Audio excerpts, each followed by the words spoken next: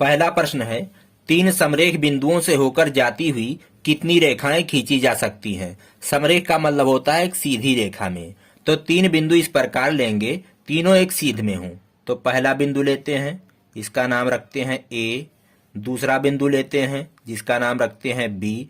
और तीसरा बिंदु हमें इस प्रकार लेना है किसके सीध में हो। तो एक बिंदु यहाँ पे लेते हैं जिसका नाम रखते हैं सी। अब इन तीनों बिंदुओं से होकर जाती हुई कितनी रेखा खींची जा सकती है। तो चलिए हम खींचते हैं।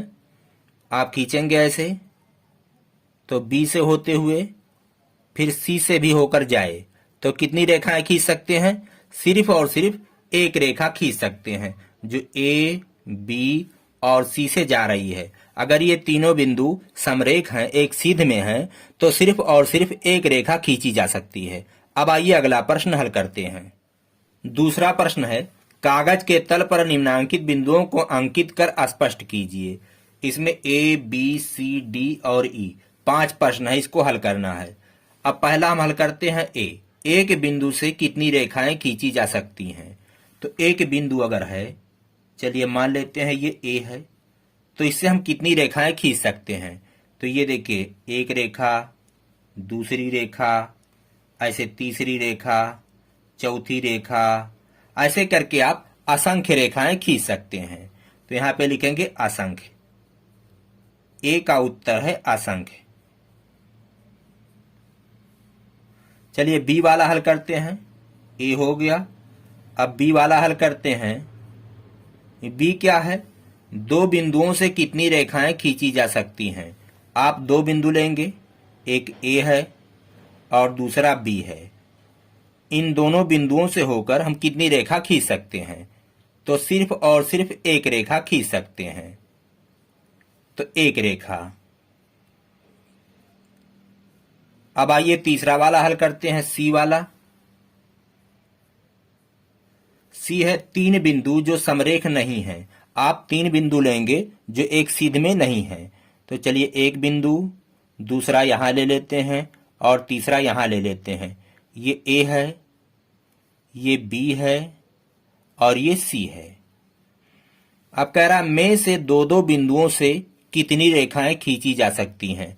अब ये जो तीन बिंदु हमने लिए हैं जो एक सीध में नहीं होने चाहिए, अब इन तीन बिंदुओं में से दो दो बिंदुओं को हम मिलाएंगे तो कितनी रेखा खींच सकते हैं। तो एक ये वाली हो गई, चलिए दूसरा यहां पे खींच सकते हैं और तीसरा ए को हम सी से मिलाएंगे तो 3 रेखा खींच सकते हैं। तो यहां पे उत्तर होगा 3।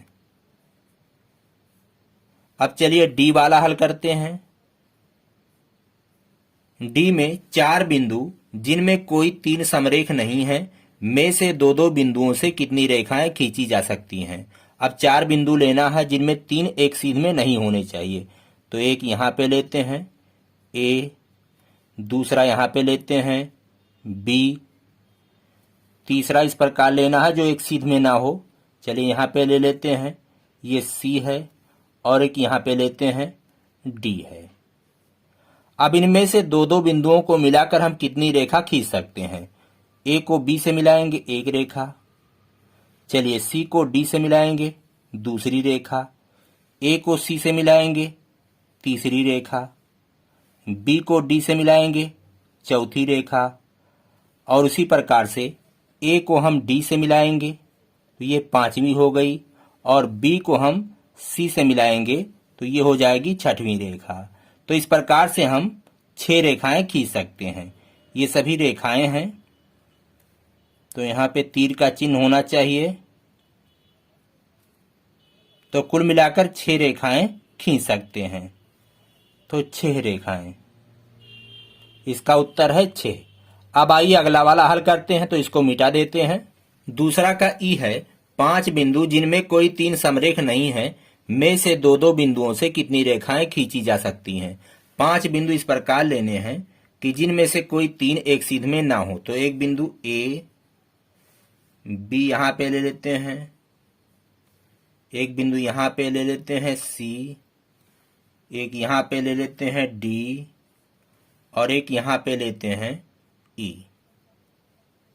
यहां पे हमने 5 बिंदु ले लिए हैं जिनमें से 3 एक सीध में नहीं हैं अब इनमें दो दो बिंदुओं को हम मिला करके कितनी रेखाएं खींच सकते हैं। जैसे देखिए, बी को सी से मिलाएंगे एक रेखा, डी को ई से दो रेखा, इसको मिलाएंगे इससे, सी को ई से तीन, बी को डी से चार, ऐसे ए को सी से पांच, ऐसे ए को बी से छः, ऐसे अब हम इसको डी को सी से मिलाएंगे सात, बी को ई से मिलाएंगे आठ, ऐसे ए को हम डी से मिला सकते हैं तो हो गया नौ, ऐसे ए को हम ई से मिला सकते हैं तो हो गया 10। कुल मिलाकर 10 रेखाएं खींची जा सकती हैं, तो इसका उत्तर होगा 10। अब आइए अगला प्रश्न हल करते हैं। तीसरा प्रश्न है, स्तंभ ए एवं बी में सही जोड़े का मिलान कीजिए। यह स्तंभ ए है। स्तंभ ए में किरण, रेखा और रेखाखंड दिया गया है। यह स्तंभ बी है। स्तंभ बी में किरण को, रेखा को, रेखाखंड को कैसे लिखा जाता है ये दिया गया है। तो जैसे पहला है किरण। किरण को कैसे लिखते हैं? ये किरण ए बी को इस प्रकार से लिखेंगे, तो इसका मिलान इससे करेंगे। रेखा को किस प्रकार से लिखा जाता है? इस प्रकार से। रेखा ए बी अगर लिखना हो तो इस प्रकार से लिखेंगे। ये जो ऊपर चिन्ह बना हुआ है दोनों तरफ इसका विस्तार होगा। रेखाखंड को, रेखाखंड की लंबाई निश्चित होती है तो इससे मिलाएंगे। ये वाला चिन्ह लगा होना चाहिए।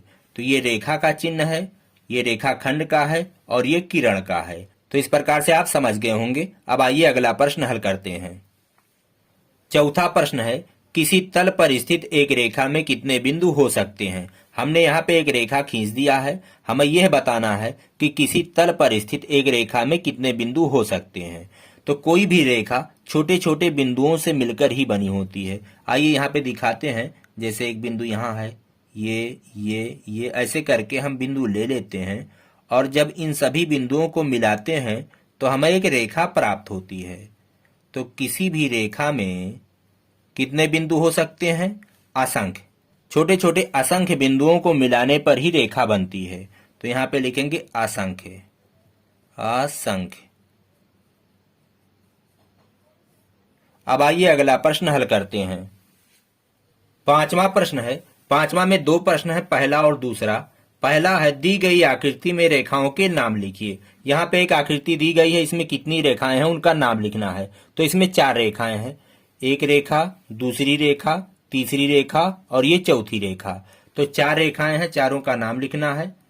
तो पहला का उत्तर है, एक रेखा है ए बी। ए बी रेखा है तो इस तरह से चिन्ह लगाएंगे। दूसरी रेखा है सी डी या डी सी भी लिख सकते हैं।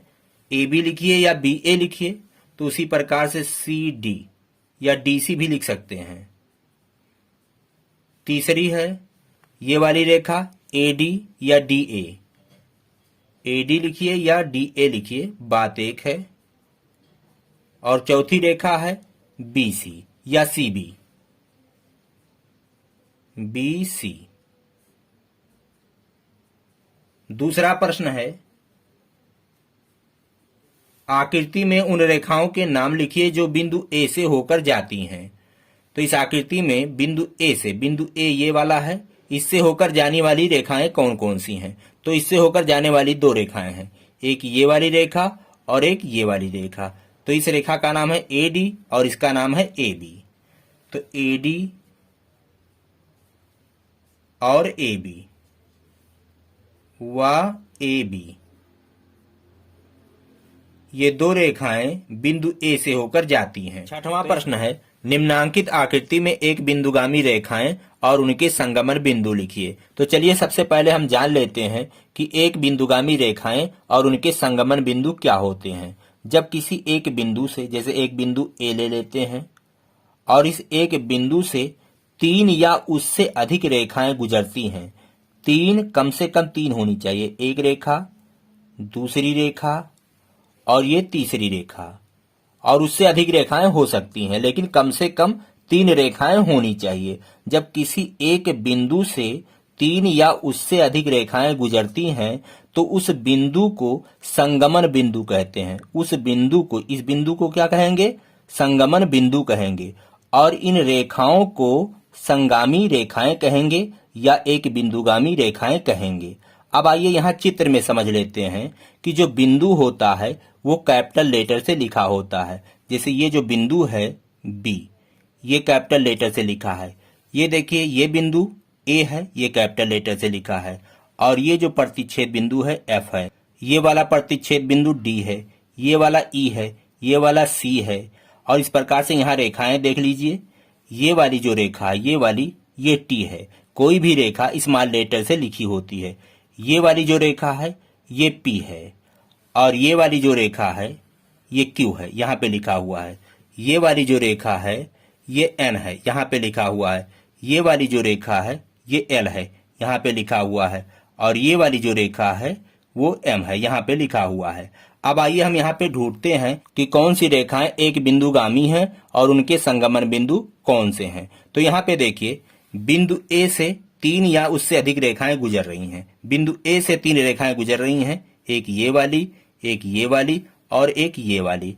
तो बिंदु ए जो है ये संगमन बिंदु है। तो संगमन बिंदु ए, संगमन बिंदु ए।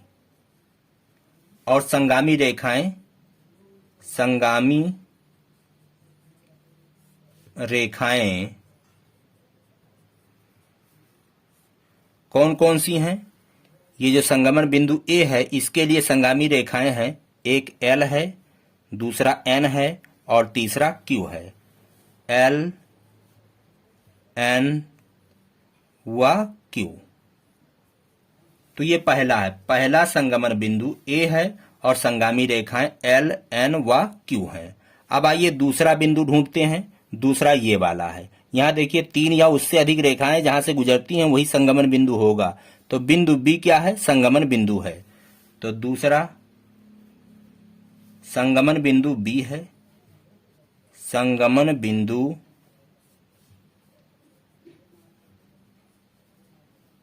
बी है। और इस बिंदु बी से जाने वाली कौन कौन सी रेखाएं हैं? एक ये है टी। तो संगामी रेखाएं या एक बिंदुगामी रेखाएं भी आप लिख सकते हैं।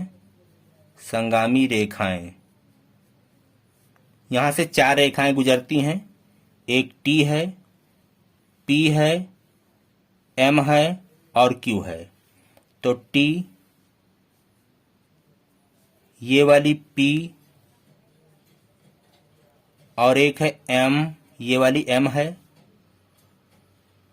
व ये वाली रेखा क्यू है, यहां पे लिखा हुआ है।